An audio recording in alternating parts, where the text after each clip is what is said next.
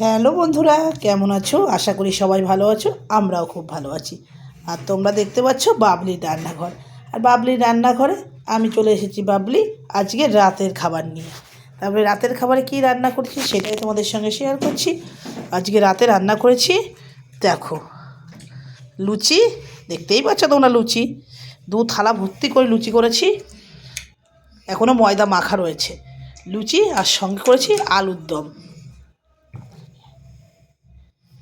আলুর দম দেখতে পাচ্ছ, সুন্দর আলুর দম করেছি।